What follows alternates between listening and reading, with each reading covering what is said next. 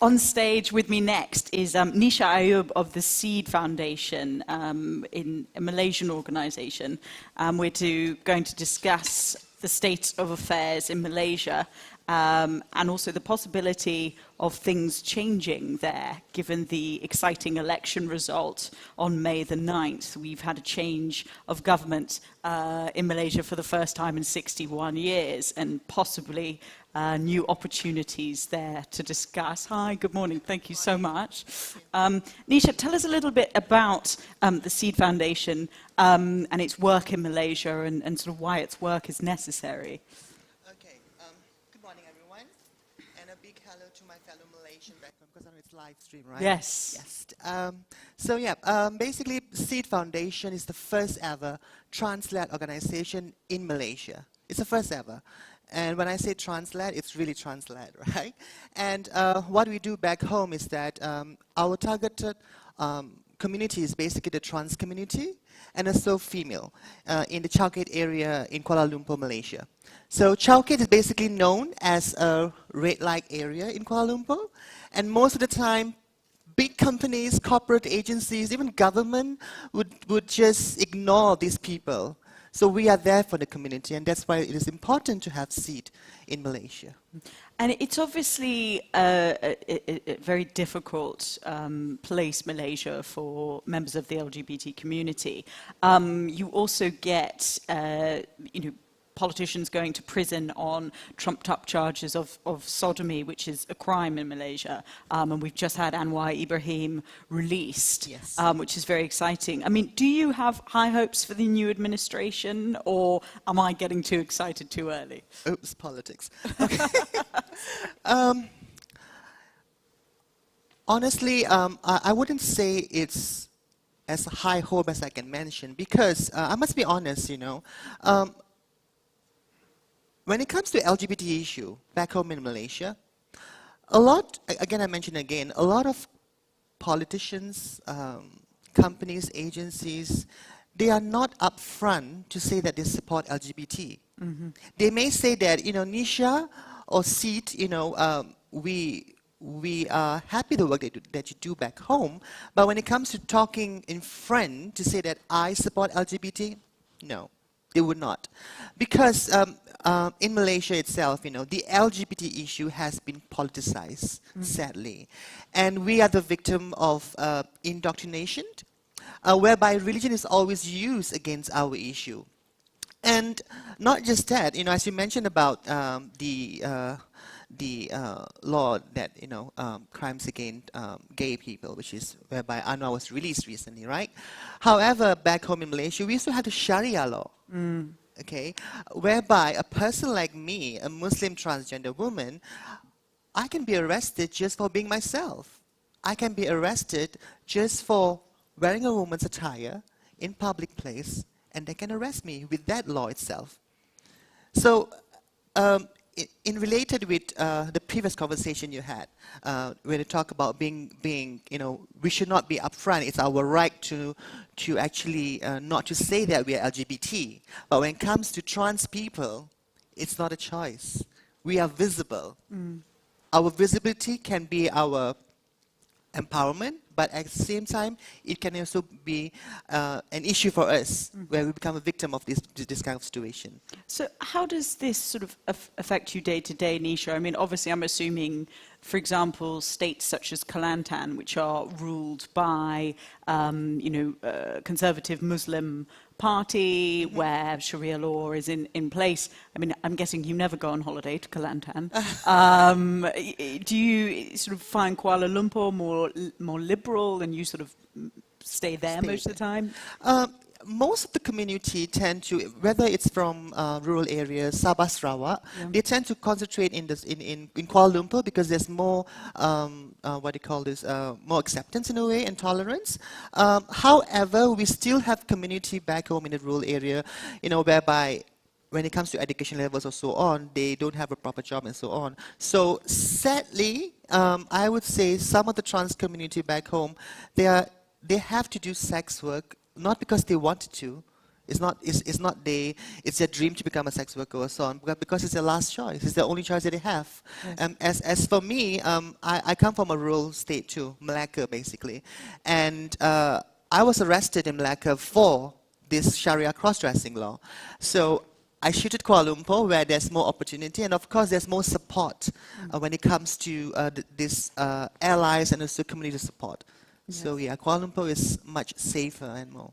in a No, way. I mean, it's extremely sort of difficult story. I mean, it's difficult to hear. Do you feel that, companies, if they could be a little braver, or if there were greater internal discussions around this issue, that, some of them could do more to become advocates, sort of go potentially even beyond being embassies to becoming advocates in Malaysia? Or do you think that the sort of rising religious conservatism will, just prevent that for a number of years to come? Honestly, again, come back to the culture and the situation back home in Malaysia. If we were to out loud to say, LGBT rights, this is pride and so on, trust me, we'll get in trouble, Yes. right? And by doing so, it will create more fear to the public in general, right? And also automatically to companies and corporates and so on. So I think the best way for approaching this matter, which I'm doing back home, is to normalize the whole situation. I know LGBT has right too, but LGBT rights is human rights. So that's how I approach the work that I do back home, is to let people see that when you support LGBT rights, you are supporting your own rights. The right to your movement, the right to your speech, and so on, right? So it's about integrating the community issue within the society. And when I say normalizing, I'm not saying that we are abnormal. I'm just saying that we need to make the society out there, the corporate, the agencies, to engage with us, to see that we are part of them too.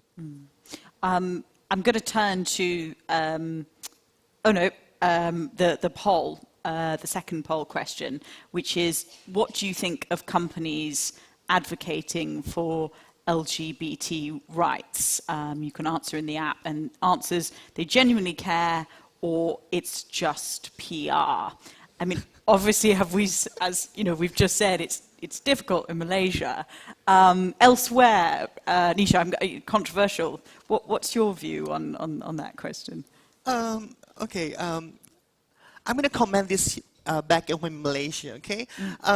Honestly, it is difficult to get companies actually saying out loud that they support LGBT rights.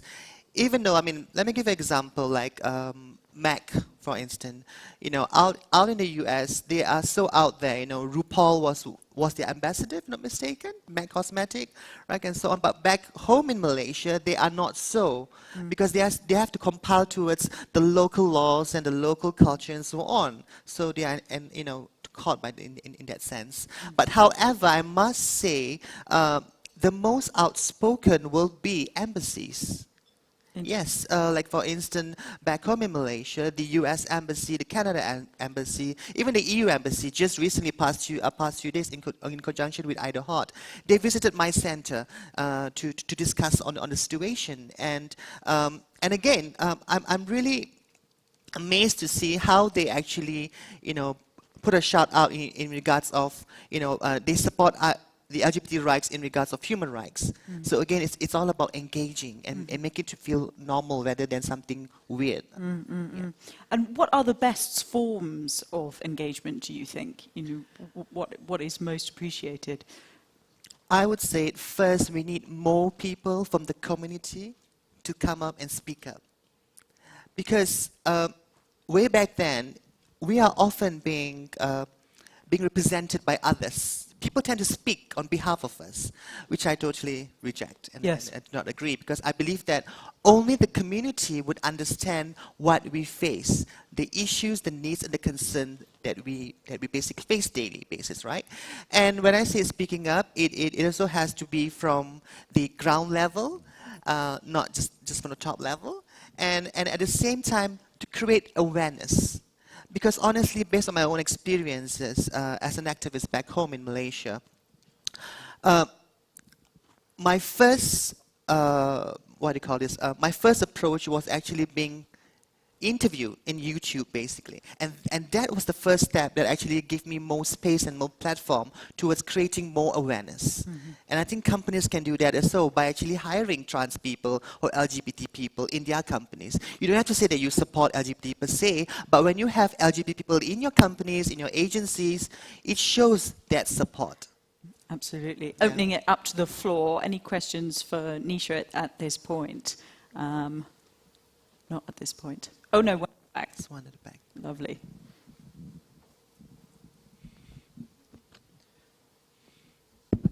Brilliant. My name's Hostel Zaf, and I'm with a human rights charity called We the People. You talked about engaging with religious folk, and you spoke about the challenges of indoctrination. What have the responses been to your work, and how have they responded to you engaging with them? Could you speak more about your experiences? Okay, engaging with the religious authorities, right? Again, it's not it's not that positive because my first approach with them was way back then at 2014 or 15, around there, and they accepted our agreement to meet up. But however, at the end of the day, they are still not willing to basically recognize that trans people exist. And sadly, later on, they basically use other approaches whereby they use health perspective. In Malaysia, I mean, I'm just adding up to your question. In Malaysia, religion is used to penetrate in all sectors, including health, education, and so on.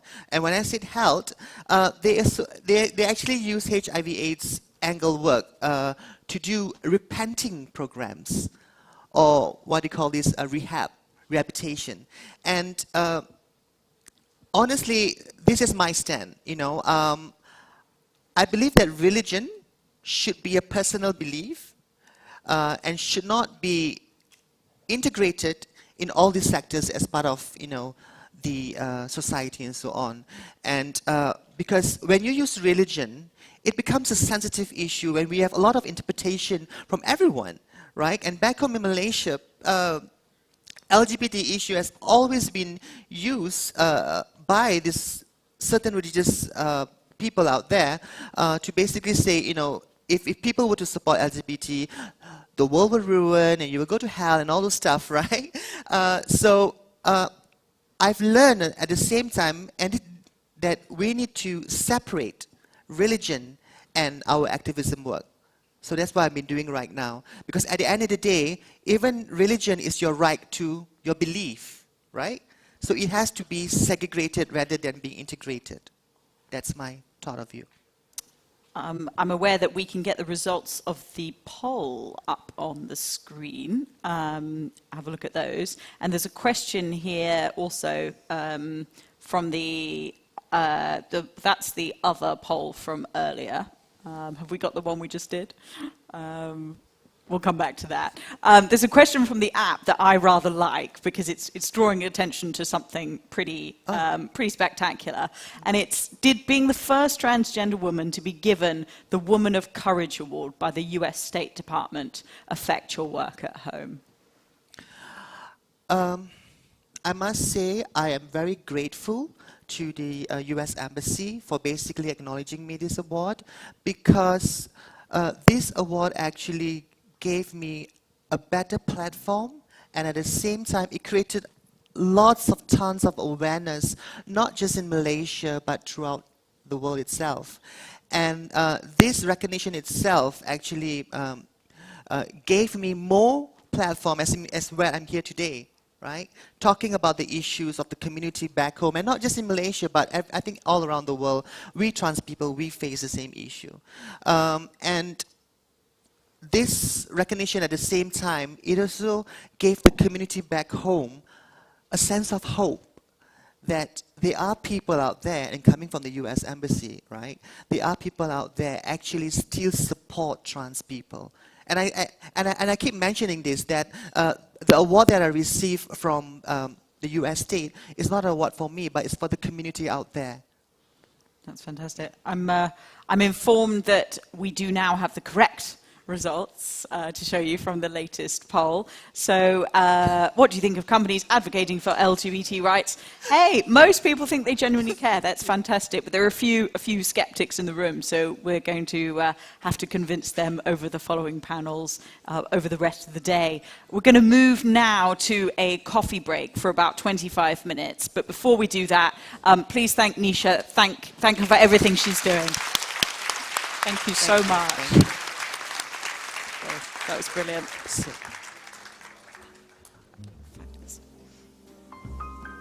Wow.